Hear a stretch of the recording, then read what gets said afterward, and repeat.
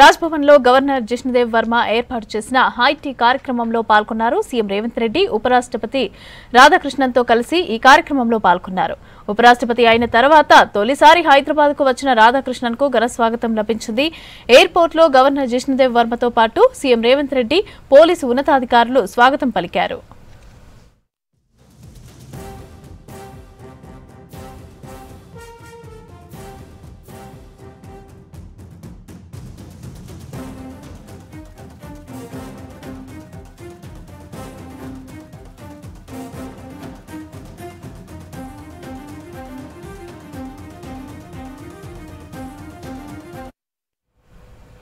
December 8, 9వ తేదీల్లో Telangana rising global summit జరగనుంది. భారత ఫ్యూచర్ సిటీలో జరగనున్న ఈ కార్యక్రమ ఏర్పాట్లను డిప్యూటీ సీఎం బట్టి విక్రమార్క పరిశీలించారు.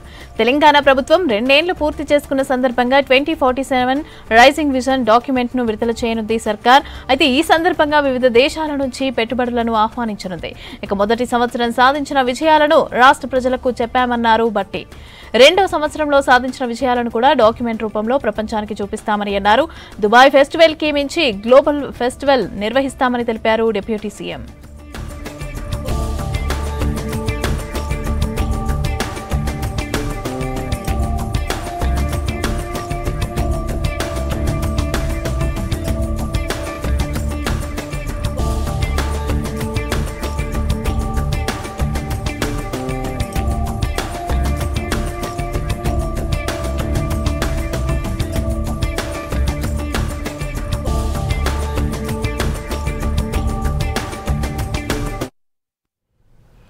ఐబొమ్మ పైరసీ కేసులో తీగలాగితే డొంక కదులుతోంది. ప్రపంచవ్యాప్తంగా పెద్ద నెట్వర్క్ ఏర్పాటు చేసుకుని ఇమ్మడి రవి పైరసీ దందా చేస్తున్నట్లు గుర్తించారు పోలీసులు. ప్రస్తుతం చంచల్గూడ జైల్లో ఉన్న రవిని విచారించేందుకు రేపు కస్టడీకి కోరనున్నారు పోలీసులు.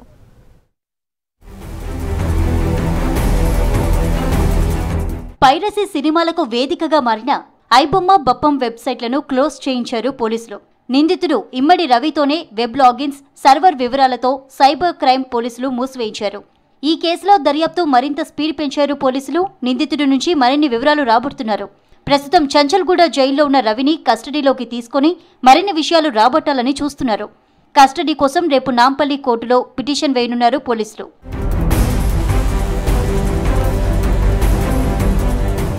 ఇమ్మడి రవి దగ్గర స్వాధీనం చేసుకున్న వందల హాట్ డిస్క్లను పోలీసులు విశ్లేషిస్తున్నారు. నిందితుడి బ్యాంక్ ఖాతాల వివరాలు పరిశీలిస్తున్నారు.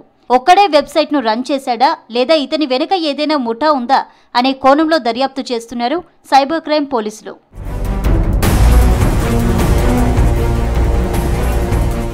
ఇమ్మడి రవి అరెస్టుపై హోంశాఖ స్పెషల్ సీఎస్ సివి ఆనంద్ ఆసక్తికర ట్వీట్ చేశారు. దమ్ముంటే పట్టుకోండి అన్నోడిని పట్టుకున్నారని కొనియాడారు.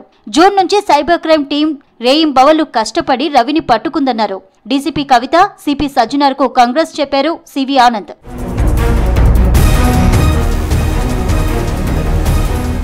ఐబొమ్మ నిర్వాహకుడు ఇమ్మడి రవి కేసులో సంచలన విషయాలు బయటికి వస్తున్నాయి. ప్రపంచవ్యాప్తంగా పెద్ద నెట్వర్క్ నే రన్ చేస్తున్నట్లు గుర్తించారు పోలీసులు. ఇమ్మడి రవిని విచారిస్తే మరిన్ని విషయాలు బయటకొచ్చే ఛాన్స్ కనిపిస్తోంది. కొన్ని వేల సినిమాలను హాట్ డిస్క్లలో భద్రపరిచినట్లుగా గుర్తించారు.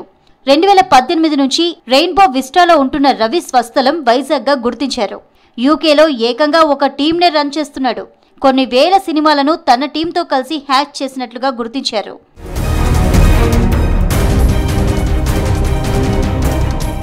సినీ ప్రముఖులను బెదిరించినట్లు ఇమ్మడి రవిపై ఆరోపణలున్నాయి. గతంలో సాఫ్ట్వేర్ ఇంజనీర్గా పనిచేసిన రవి ఆ తర్వాత పైరసీని ఆదాయ మార్గంగా ఎంచుకున్నాడని గుర్తించారు. 1x బెట్టింగ్ యాప్ నిర్వాహకుడు ఐబొమ్మ మధ్య భారీ లావాదేవీలు జరిగాయని చెప్పారు.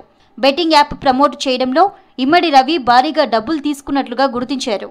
బెట్టింగ్ యాప్ కేసు దర్యాప్తు జరుగుతుండగా ఐబొమ్మ లింక్ దొరికిందని సైబర్ క్రైమ్ పోలీసులు చెప్పారు.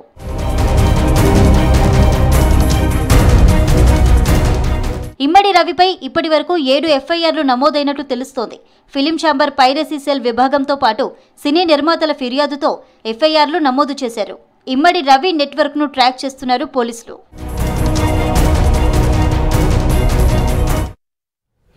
హైదరాబాద్ కార్ఖానా పోలీస్ స్టేషన్ పరిధిలో నేపాలీ గ్యాంగ్ రెచ్చిపోయింది. గన్రాక్ ఎంక్లైవ్ లో దాదాపు 50 లక్షల విలువైన నగదు, బంగారం చోరీ చేసింది. రిటైర్డ్ ఆర్మీ అధికారి కెప్టెన్ గిరిని ఆయన ఇంట్లో పనిచేసే వ్యక్తి మరో నలుగురితో కలిసి తాళ్లతో బంధించాడు. నోటికి ప్లాస్టర్ వేసి కర్రలతో దాడి చేసి 25 తులాల బంగారం, 23 లక్షల రూపాయలతో ఉడాయించింది నేపాలీ గ్యాంగ్. ఎదురింటి వారు సమాచారం ఇవ్వడంతో ఘటనా స్థలాన్ని పరిశీలించారు కార్ఖానా పోలీసులు. నేపాలీ గ్యాంగ్ కోసం గాలిస్తున్నారు.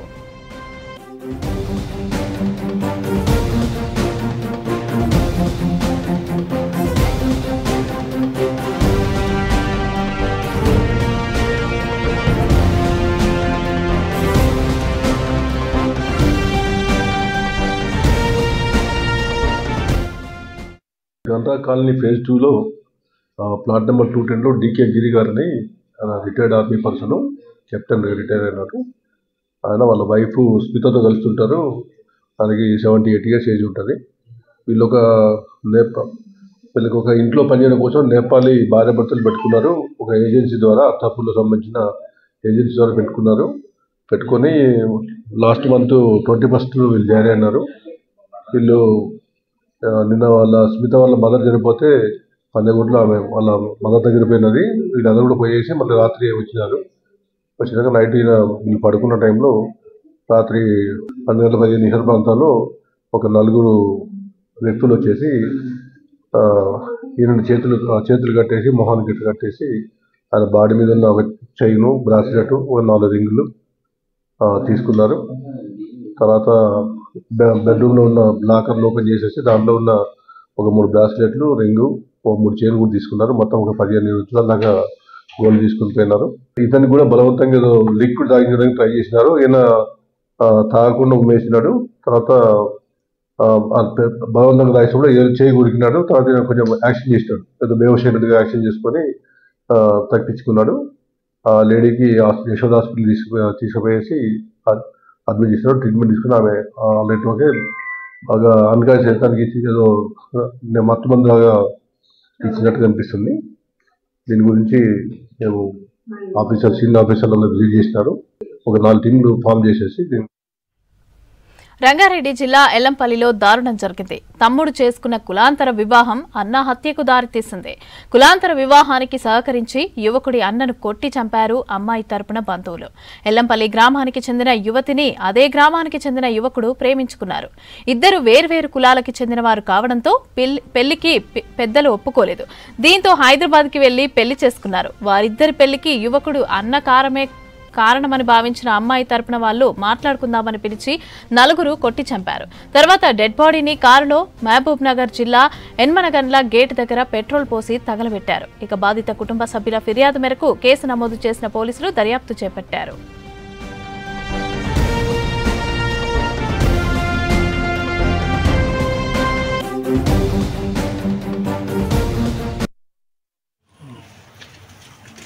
నా పేరు మల్లేశ, ఎల్లంపల్లి. నా కొడుకులు చంద్రశేఖరు, కాగల వెంకటేష్ బిడ్డ ప్రేమించుకున్నామని చెప్పి తెలిసినాక వాళ్ళు 8 తారీఖు, పోయిన నెల 9 తారీఖు నాడు ఆ పిల్లని తీసుకుపోతే మళ్ళీ వెంబడే పోలీస్ కంప్లైంట్ ఇచ్చి వెంకటేష్ రిటర్న్ పంపి ఆయన బిడ్డని ఇంట్లోకి దొప్పుకున్నాడు. మా పిల్లని ఆ పోలీస్ స్టేషన్లో వేసి కొట్టిపించారు. ఏజ్ లేదు అని చెప్పి ఆ పిల్లని ఇంట్లోకి దొప్పారు. 16 ఏళ్ళు అంటే ఇప్పుడు లెక్క చూస్తే 19 ఏళ్ళు ఉంటాయి. ఇక అనవసరంగా మా వాడికి బాగా కొట్టిండ్రు. నా 2 కొడుకులో కొట్టిండ్రు. ఇక రోజు సరే అని చెప్పి మేము ఆగినాము.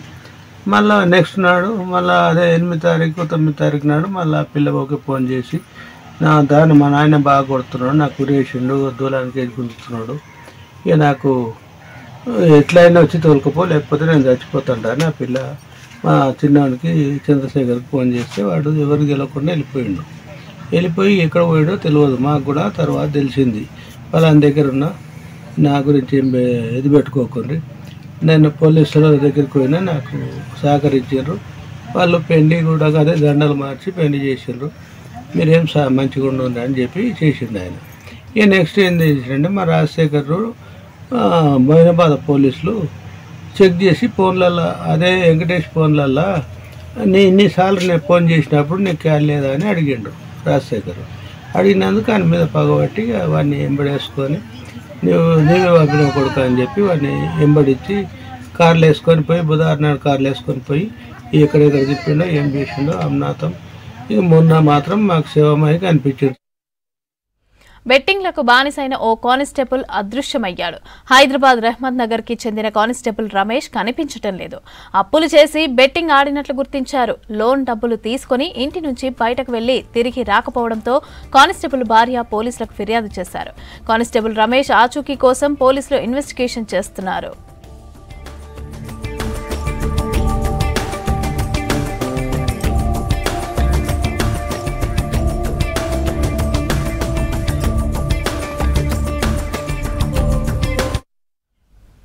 రంగారెడ్డి జిల్లా బండ్లగూడ జాగీర్ దగ్గర రోడ్డు ప్రమాదం జరిగింది. హైదర్ షా కోట్ ప్రధాన రహదారిపై ఆగి ఉన్న కారును వెనక నుంచి ఢీకొట్టింది ఆర్టీసీ బస్సు. ఈ ఘటనలో కారు ముందు భాగం ధ్వంసమైంది. మరో వెహికల్ ను తప్పించబోతూ ఉండగా ప్రమాదం జరిగినట్లు డ్రైవర్ కరుణాకర్ తెలిపారు. మేదీపట్నం డిపో నుంచి చేవెళ్లకు వెళ్తూ ఉండగా ఈ ఘటన చోటు చేసుకుంది.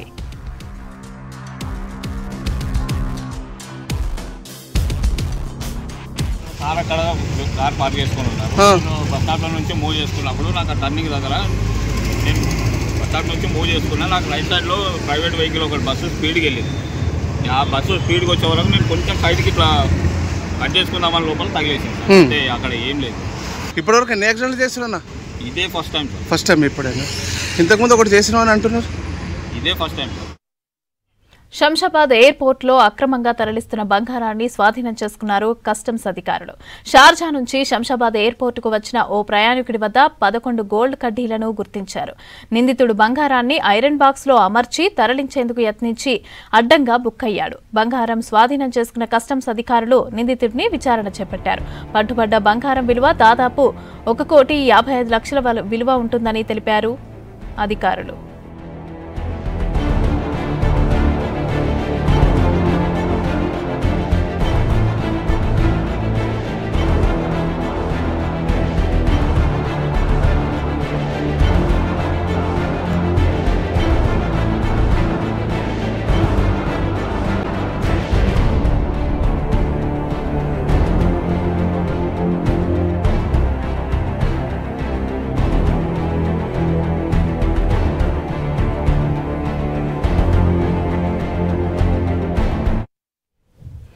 సిటీలో స్పెషల్ డ్రంక్ అండ్ డ్రైవ్ నిర్వహించారు ట్రాఫిక్ పోలీసులు. ఈ నెల 14 నుంచి 15 వరకు విస్తృతంగా తనిఖీలు చేశారు.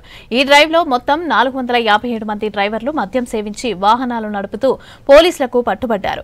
వారిలో 377 మంది బైక్, 27 మంది ట్రైసైకిల్, అదేవిధంగా 53 మంది 4-వీలర్ డ్రైవర్లు ఉన్నట్లు తెలిపారు పోలీసులు. బీఏసీ స్థాయిలను బట్టి వారిపై కేసులు నమోదు చేశారు. డ్రంక్ అండ్ డ్రైవ్ ను ఎట్టి పరిస్థితుల్లోనూ సహించబోమని హెచ్చరించారు ట్రాఫిక్ పోలీసులు. ఇక ఈ స్పెషల్ డ్రైవ్ ఇకపై కూడా కొనసాగుతుందని, వాహనదారులు సహకరించాలని సూచించారు.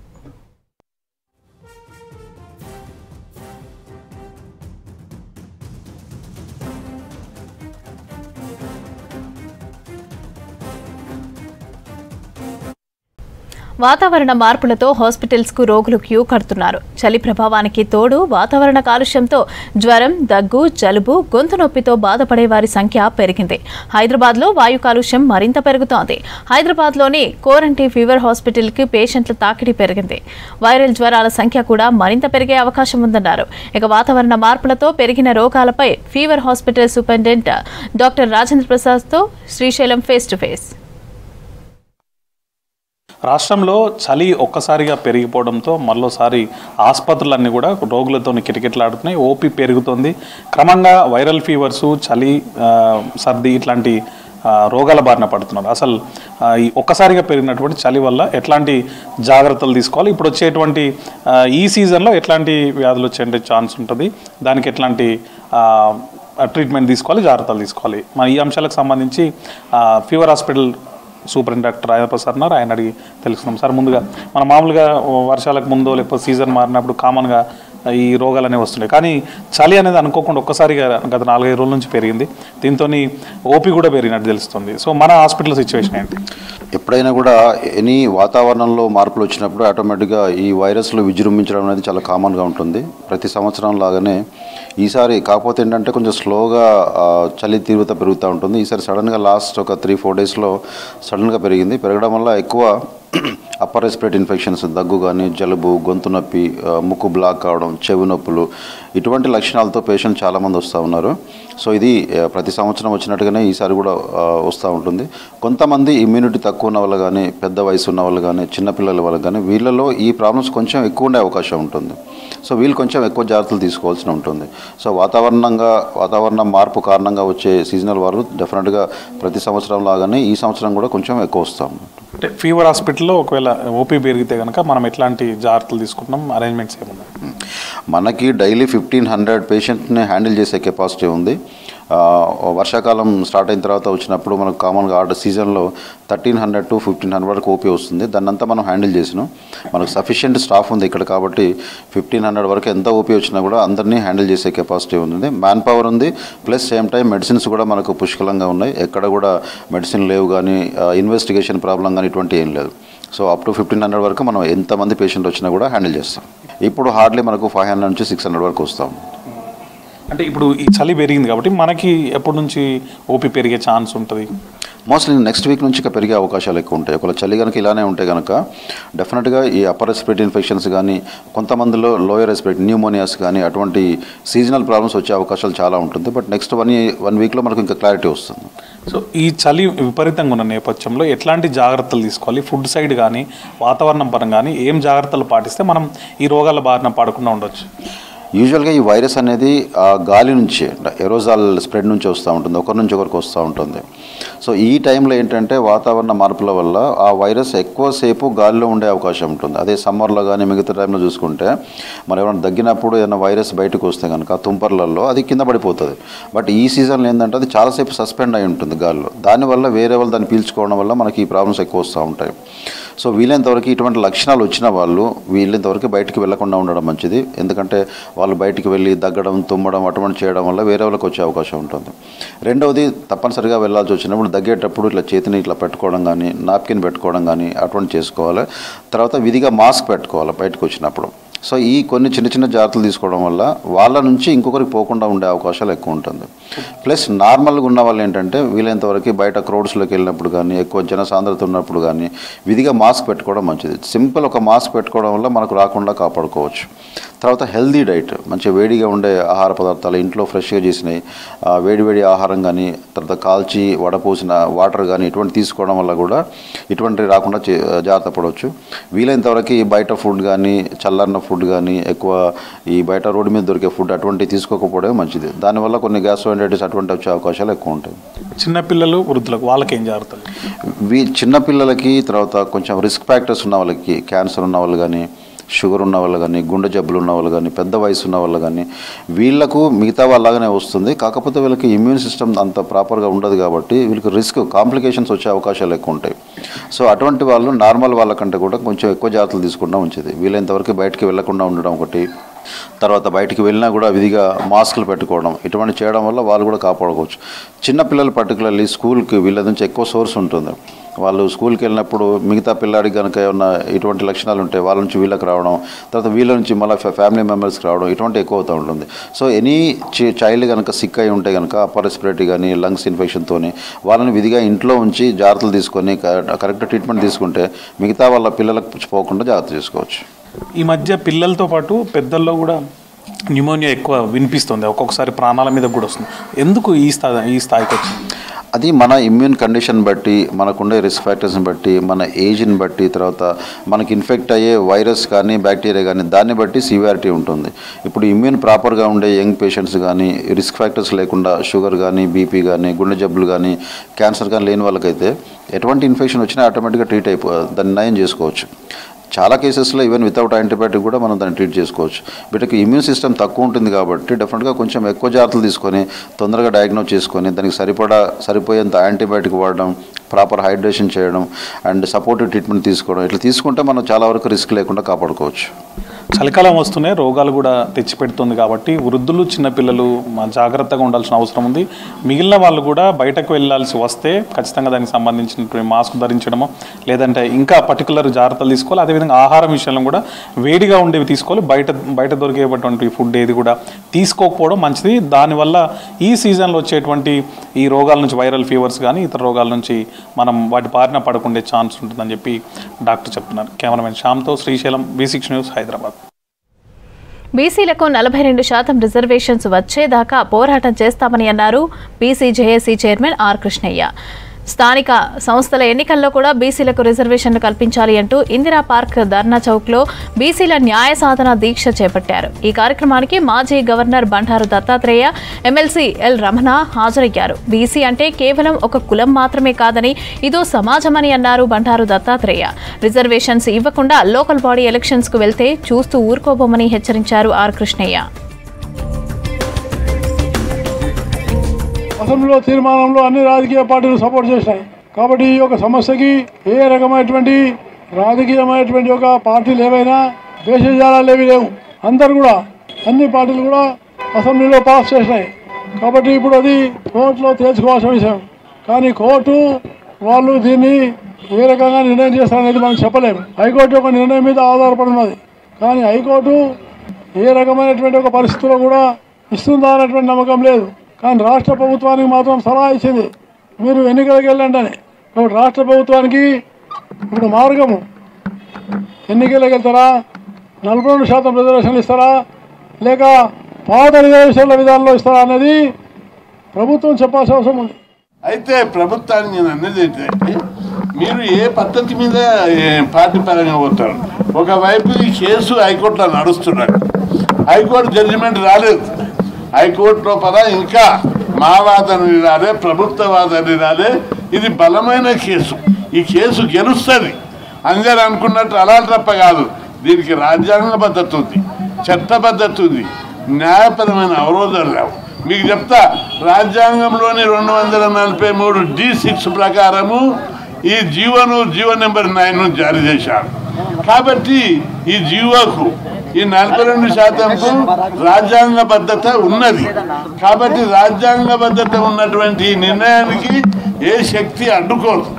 అదేవిధంగా రెండవది, అసెంబ్లీలో బిల్లు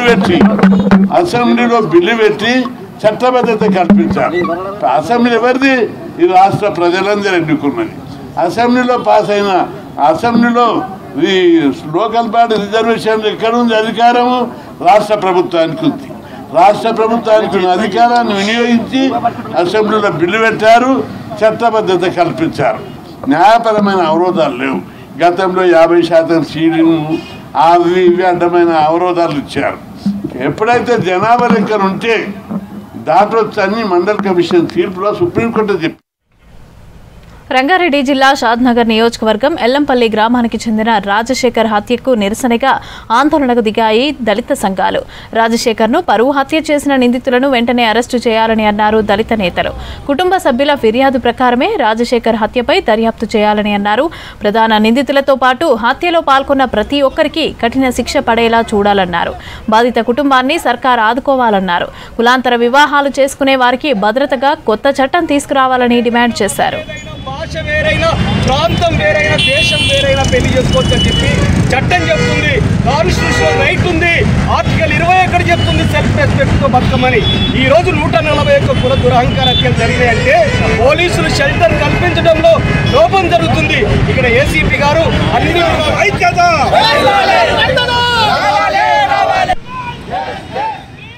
రంగారెడ్డి జిల్లా షాద్నగర్ నియోజకవర్గం ఫరూక్ నగర్ మండలం ఎల్లంపల్లి గ్రామంలో ఒక దళిత యువకుడు ఎర్ర రాజశేఖర్ ని అత్యంత కిరాతకంగా కిడ్నాప్ చేసి హత్య చేసి సజీవ దహనం చేసినటువంటి కుల దురహంకార హత్య జరిగింది.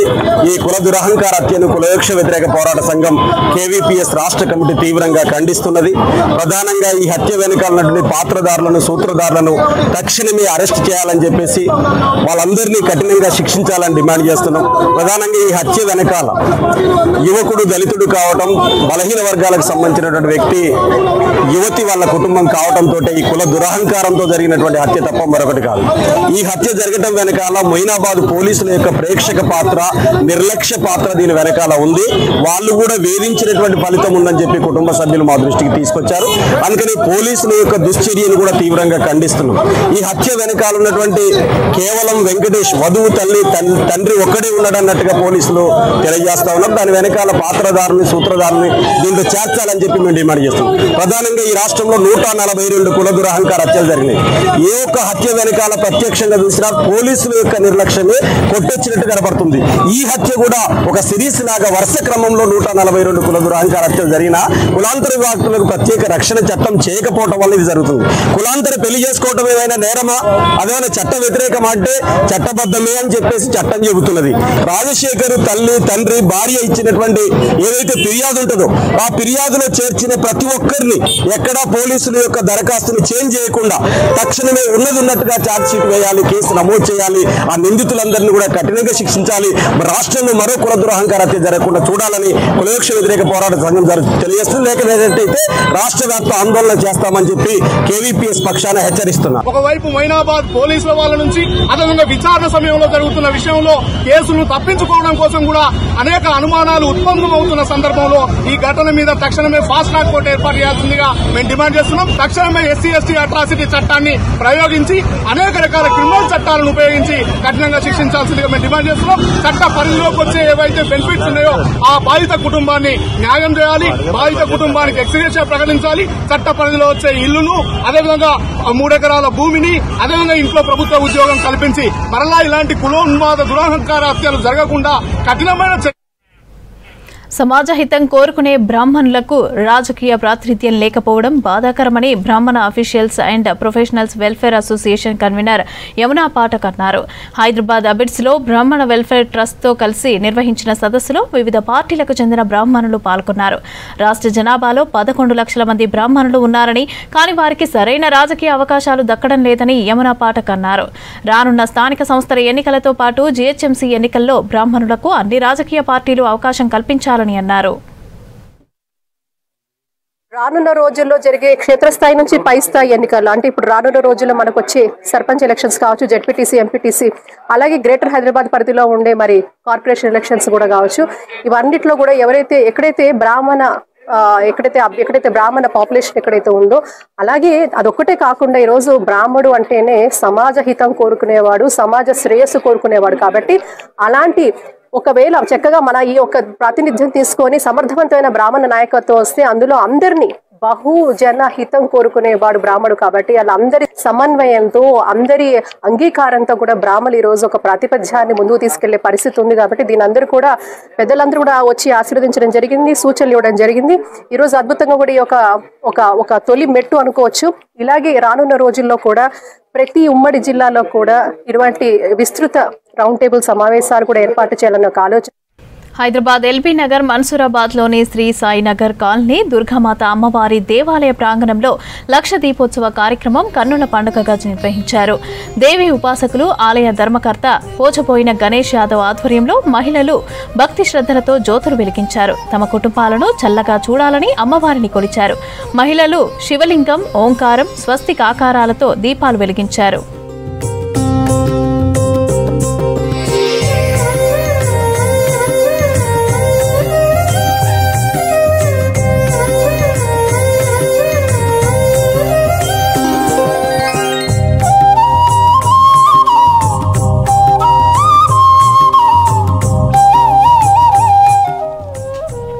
అమ్మవారిని పూజించిన తర్వాత మహిళలు తమ కుటుంబ సభ్యులతో కలిసి లక్ష దీపోత్సవ కార్యక్రమంలో పాల్గొని జ్యోతులను వెలిగించారు.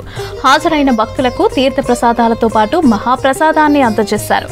ఈ కార్యక్రమంలో కాలనీల వాసులు, అదేవిధంగా మన్సూరాబాద్ గ్రామస్తులు పెద్ద సంఖ్యలో పాల్గొన్నారు.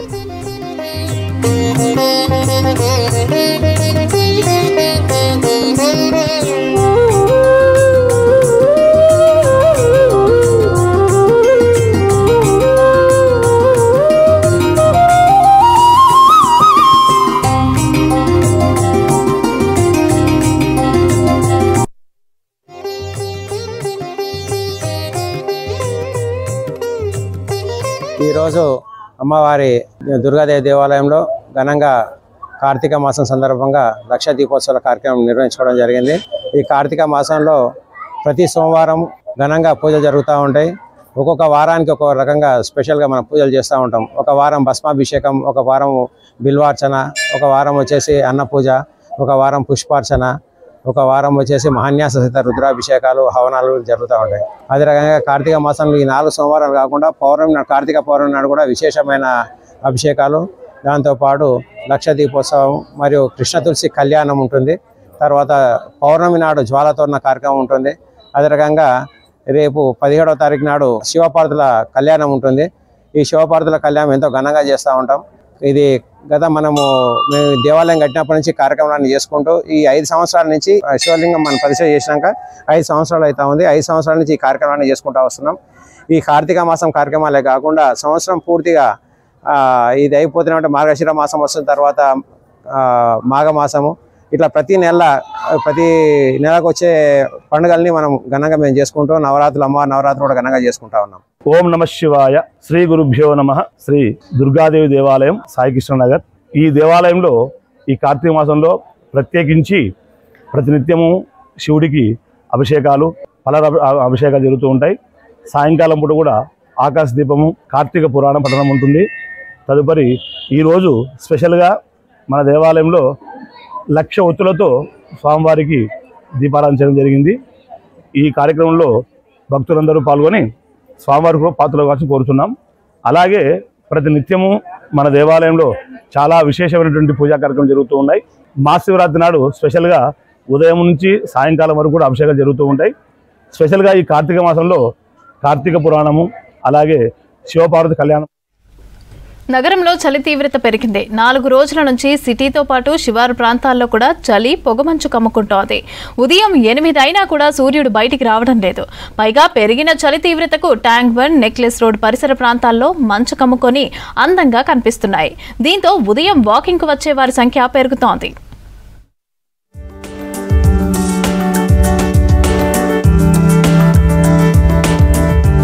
నగరంలో ట్యాంక్ బండ్ టూరిస్ట్ స్పాట్ కు కేర్ ఆఫ్ అడ్రస్ గా ఉంది. ఇక వీకెండ్ లో నగరవాసులు ట్యాంక్ బండ్, నెక్లెస్ రోడ్స్ లో సరదాగా గడుపుతుంటారు. కానీ ప్రస్తుతం వింటర్ సీజన్ మొదలవడంతో ఉదయం నుంచే ట్యాంక్ బండ్ పరిసర ప్రాంతాలు ఆహ్లాదకరంగా కనపడుతున్నాయి. ట్యాంక్ బండ్, హుసేన్ సాగర్, నెక్లెస్ రోడ్ ప్రాంతాలు పొగమంచు దట్టంగా కమ్ముకోవడంతో సీనరీ బ్యూటిఫుల్ గా మారుతోంది.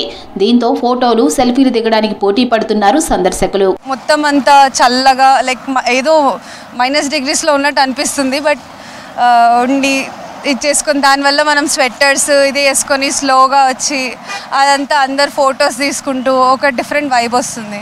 ప్రతి వీకెండ్ సైక్లింగ్ చేస్తుంటాము. వింటర్లో కొంచెం కష్టమే అవుతుంది. బట్ వన్స్ స్టార్ట్ చేసిన తర్వాత నార్మల్ అలవాటు అయిపోయి చాలా బాగుంటుంది. ఎర్లీ మార్నింగ్ వస్తాను. ఎవ్రీ డే పబ్లిక్ గార్డెన్ వెళ్తాము. సండే ఇటు వస్తాము. అది ఇటు వెదర్ బాగుంటుంది. మార్నింగ్ పూట పొల్యూషన్ గిట్లా అంత ఉంటుంది. అయితే చలి పెరిగిన నుంచి ఇంకా చాలా బాగా కనిపిస్తుంది. చలి పెరిగిన నుంచి యాక్చువల్లీ మేము 5 o'clock వస్తుండే, ఇప్పుడు 6 o'clock వస్తున్నాం. మార్నింగ్ వాకర్లు కూడా చలికి కాస్త లేటుగా బయటకు వస్తున్నారు. చలిలో ఎక్సర్సైజ్ చేస్తే చాలా రీఫ్రెష్ గా ఉంటుందంటున్నారు వాకర్స్. రోజు ఉదయం ట్యాంక్ బండ్ చుట్టూ మంచు కప్పేస్తుంది. చలి తీవ్రత, పొగమంచుతో ట్యాంక్ బండ్ పరిసరాలు కొత్తగా కనిపిస్తున్నాయి. దీంతో హుసేన్ సాగర్ కు ఉదయం, సాయంత్రం వేళ సందర్శకుల తాకిడి పెరిగింది. మరోవైపు విదేశీయులు కూడా ఈ చల్లని వాతావరణాన్ని ఎంజాయ్ చేస్తున్నారు. ఇప్పుడు రీసెంట్గా ఏంటంటే కొత్త ప్రీ వెడ్డింగ్ షూట్స్ గిట్లా స్టార్ట్ అయినాయి కదా, వాళ్ళకి తీసుకోనికి అనుకూలంగా ఉంటుంది వెదర్ అనేది. అందుకని చెప్పేసి వెదర్ తగ్గట్టు దాని తగ్గట్టు ట్యాంక్ బండ్ అనేది మంచిగా ఉంటుంది. చలి, పొగమంచులో ఉదయం, సాయంత్రం వాకింగ్ చేసేవారు జాగ్రత్తలు పాటించాలని సూచిస్తున్నారు డాక్టర్లు.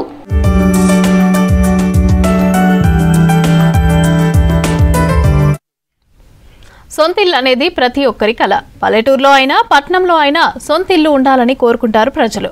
అయితే ఒకప్పుడు తమ బడ్జెట్లో చిన్నపాటి ఇల్లు ఉంటే సరిపోయేదనుకునేవారు.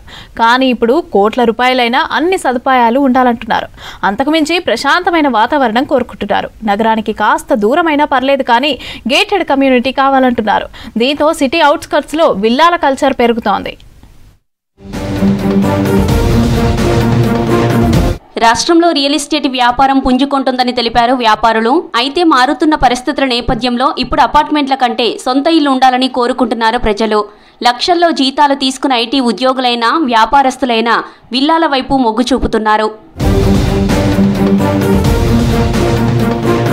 గత కొంతకాలంగా హైరైజ్ టవర్స్ చుట్టూ తిరిగిన పెట్టుబడులు ఇప్పుడు గేటెడ్ కమ్యూనిటీ విల్లాల వైపు మళ్లాయి. ముఖ్యంగా వెస్ట్ హైదరాబాద్లోని బాచుపల్లి, పటాన్చెరు, మోకీల, తెల్లాపూర్, శంకరపల్లి, గోపన్పల్లి, కొల్లూరు, మంచిరేవుల ప్రాంతాల్లో కొత్త విల్లా ప్రాజెక్టులు ప్రారంభమవుతున్నాయి. ఐటీ కారిడార్కు, శంషాబాద్ ఎయిర్పోర్టుకు దగ్గరగా ఉన్న నివాస ప్రాంతాలే ఇప్పుడు రియల్ ఎస్టేట్ హాట్ జోన్స్ అంటున్నారు బిల్డర్లు. విల్లాల నిర్మాణంలో బిల్డర్లు ప్రత్యేక శ్రద్ధ చూపిస్తున్నారు. విదేశాల్లో మాదిరి వెరైటీ థీమ్లతో విల్లాను నిర్మిస్తున్నారు. చుట్టూ అటవీ వాతావరణంతో కడుతున్న ఇల్లు కూడా ఉన్నాయి. ప్రస్తుతం సిటీ నలువైపుల 100కు పైగా విల్లా ప్రాజెక్టులు నిర్మాణంలో ఉన్నాయి. 300 నుంచి 600 గజాలలో కట్టే ఒక్కో విల్లా ఖరీదు 6 కోట్ల నుంచి 45 కోట్ల రూపాయల వరకు ఉన్నాయన్నారు బిల్డర్లు. వెస్ట్ జోన్తో పాటు ఘట్కేసర్, రాంపల్లి, బ్రాహ్మణపల్లి, కొర్రెముల, హయత్ నగర్, తట్టి అన్నారం, బండ్లగూడ, ఇబ్రహీంపట్నం, ఆదిబట్ల, రావిర్యాల, రాజేంద్రనగర్, అత్తాపూర్, సాతంరాయ్, తుక్కుగూడ, శంషాబాద్, మహేశ్వరం, మన్సాన్పల్లి, కొత్తూరులో విల్లాలు అధికంగా నిర్మిస్తున్నారు. నార్త్ జోన్ అయిన కొంపల్లి, గౌడవెల్లి, మేడ్చల్, దుండిగల్ చుట్టుపక్కల ప్రాంతాల్లోనూ విల్లాలు కడుతున్నామని తెలిపారు. విల్లాలు కొనుగోలు చేయడానికి ఆసక్తి చూపుతున్నారని తెలిపారు బిల్డర్లు. వెస్ట్ జోన్ కంటే నార్త్ జోన్ ఇక్కడ ఫ్లైఓవర్ వస్తుంది బోయిన్పల్లి నుంచి మేడ్చల్ వరకు. మెట్రో కారిడార్ కూడా శాంక్షన్ అయింది. మిడిల్ క్లాస్ వాళ్ళకి కానీ ఎవరికి కానీ అందుబాటులో 1.5 CR నుంచి 2 CR వరకు ఇండివిజువల్ హౌజెస్ అవైలబుల్ ఉన్నాయి. డెవలప్మెంట్ కూడా ఇక్కడే నడుస్తుంది ఇప్పుడు. అక్కడికంటే ఇక్కడ వాతావరణం మంచిగా ఉంది. ప్లస్ ఈ ఫ్లైఓవర్స్, మెట్రో కారిడార్ ఓపెన్ అయితే మాత్రం మనకి చాలా డెవలప్మెంట్ ఇంకా ఎక్కువ అవుతుంది. గేటెడ్ కమ్యూనిటీ ఇక్కడ గుండ్లపోచంపల్లి రోడ్లో ఈ కోంపల్లి చుట్టుపక్కల మొత్తం టోటల్ గేటెడ్ కమ్యూనిటీ విల్లాలే చాలా ఉన్నాయి. పిల్లల చదువులు, ఉద్యోగరీత్యా నగరంలో అపార్ట్మెంట్లలోని ఫ్లాట్లలో ఉంటున్నారు. ఇప్పుడు అవసరాలు తీరడంతో పచ్చదనం నడుమ ప్రశాంత వాతావరణంలో సొంతింట్లో ఉండాలని కోరుకుంటున్నారు. దీంతో చుట్టూ గ్రీనరీ ఉండే విల్లాల వైపు ఆసక్తి చూపిస్తున్నామని తెలిపారు హైదరాబాదీలు. కాలనీల్లో సొంత నివాసాల్లో ఉన్నవాళ్లు కూడా సిటీ శివార్లలో నిర్మిస్తున్న గేటెడ్ కమ్యూనిటీలోని విల్లా ప్రాజెక్టులకు వెళ్తున్నారు. ప్రతి ఒక్కరి కళ. కానీ ఈ మధ్య రియల్ ఎస్టేట్ విపరీతంగా పెరిగిపోవడం వల్ల జనాలకి ఒక ఇండిపెండెంట్ హౌస్ అనేది చాలామందికి అందుబాటులో లేని విషయం అయిపోయింది. దానికోసం అపార్ట్మెంట్స్ అనేది ఆప్ట్ చేయాల్సి వస్తుంది. కొన్ని 5 floors అపార్ట్మెంట్స్, కొన్ని హై రైజ్ బిల్డింగ్స్ అలాంటి వాటికి వెళ్ళాల్సి వస్తుంది. ల్యాండ్ కాస్ట్ పెరిగి రియల్ ఎస్టేట్ పెరగడం వల్ల ఇండిపెండెంట్ హౌస్ అనేది కొంచెం కష్టమైన పనిలాగా అనిపిస్తుంది సాధారణమైన మనుషులకి. సో ఏదైనా కూడా ఇండిపెండెంట్ హౌస్లో ఉన్నంత ప్రశాంతత, ఫస్ట్ ఇండిపెండెంట్ హౌస్లో ఉంటే మనకి ఇండిపెండెన్స్ ఉంటుంది. ఎందుకంటే అపార్ట్మెంట్లో ఉంటే పైన రూఫ్ మనది కాదు, కింద ఫ్లోర్ మనది కాదు, ఇంట్లో లోపల వరకే మనది అవుతుంది. సో అందుకనే ఎవరైనా అందుబాటులో ఉంటే మాత్రం ప్రతి ఒక్కరు ఇండిపెండెంట్ హౌసే ప్రిఫర్ చేస్తారు. ఇటీవల నిర్మిస్తున్న విల్లాల్లో అధికంగా ట్రిప్లెక్స్ ఫ్లోర్లలో ఉంటున్నాయి. గ్రౌండ్ ఫ్లోర్లో కిచెన్, మాస్టర్ బెడ్రూమ్ ఉంటే మొదటి అంతస్తులో పిల్లలు, పెద్దల కోసం బెడ్రూమ్లు, 2వ అంతస్తులో హోమ్ థియేటర్తో పాటు తమ సిట్టింగ్ ఏరియా, గెస్ట్ల కోసం గదులను ఏర్పాటు చేసుకుంటున్నారు. ఎక్కువ స్థలం ఉంటే ఇంటి ముందు గార్డెన్, బ్యాక్ యార్డ్ లాంటి సదుపాయాలను సమకూర్చుకుంటున్నారు. మొత్తానికి ఓల్డ్ ఈజ్ గోల్డ్ అన్నట్లు అపార్ట్మెంట్ కల్చర్ నుంచి పాత రోజుల్లో లాగా ఇండిపెండెంట్ హౌస్ విల్లాలకు ప్రాధాన్యత ఇస్తున్నారు నగర ప్రజలు. నగరంలో వనభోజనాల సందడి ప్రారంభమైంది. కుటుంబ సభ్యులతో ఒకరోజు చెట్ల కింద గడుపుతున్నారు సిటీ జనం. ప్రతి ఏటి కంటే ఈ ఏడాది వనభోజనాలు పెరిగాయి. ఉదయం పూజలు, దీపారాధనతో ప్రారంభమయ్యి ఆలయాలు శివనామ స్మరణతో మార్మోగుతున్నాయి.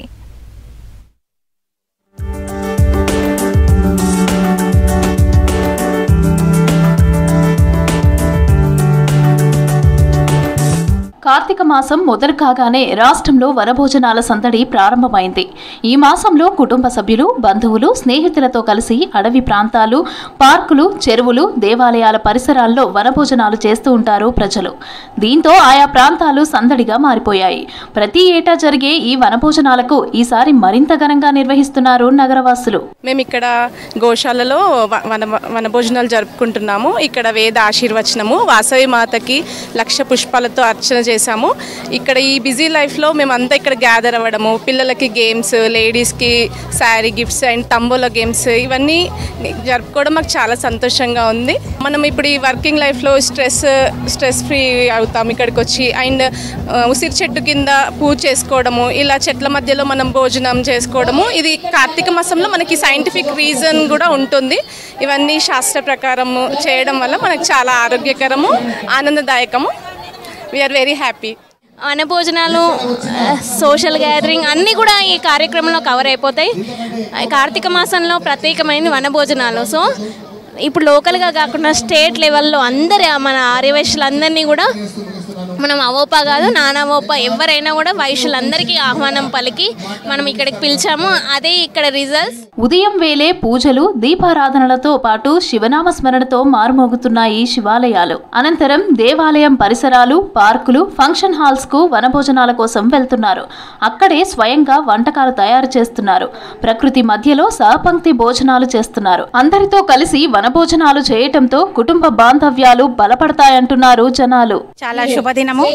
ఎందుకంటే కార్తీక మాసంలో లాస్ట్ ఆదివారము, కార్తీక మాసంలో ఆదివారం రోజు వనభోజనాల కార్యక్రమం జరుపుకుంటారు. కాబట్టి ఈ మాసంలో లాస్ట్ ఆదివారం రోజు వనభోజనాల కార్యక్రమాన్ని ఆర్యవైశ్య అఫీషియల్స్ అండ్ ప్రొఫెషనల్స్ వాళ్ళు జరిపించుకున్నాము.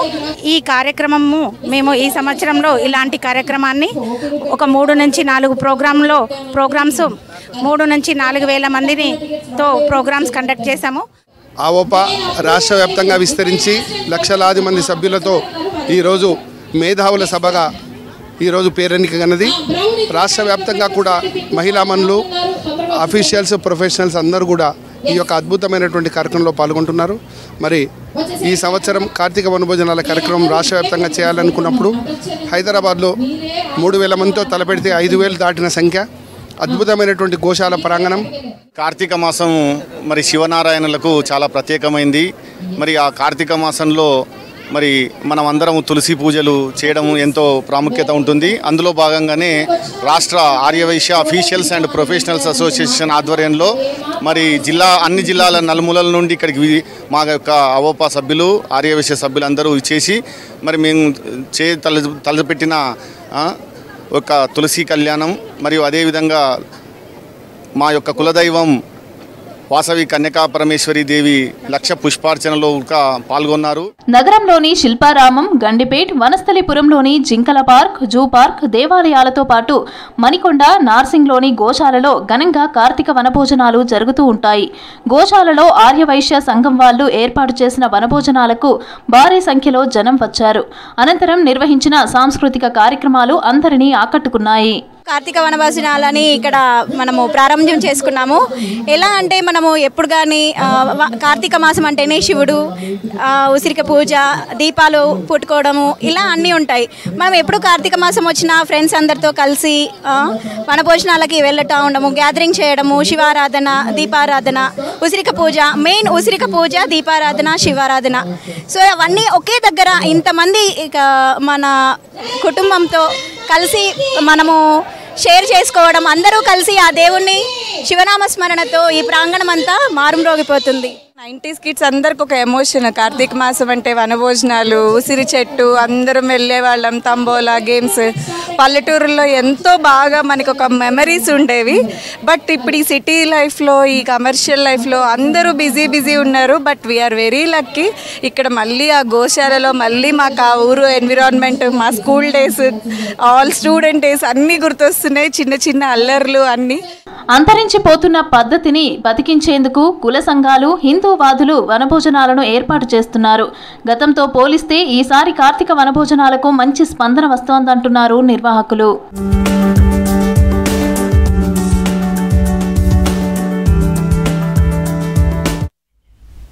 కేరళలోని ప్రముఖ పుణ్యక్షేత్రం శబరిమలలో మండలం మకర విలక్కు సేవలు మొదలయ్యాయి. వార్షిక మండలం మకర విలక్కు కోసం శబరిమల ఆలయం తెరుచుకుంది. దీంతో స్వామివారిని దర్శించుకునేందుకు భక్తులు పెద్ద ఎత్తున తరలివస్తున్నారు. మరోవైపు ఎలాంటి అవాంఛనీయ ఘటనలు జరగకుండా పటిష్ట ఏర్పాట్లు చేశారు అధికారులు.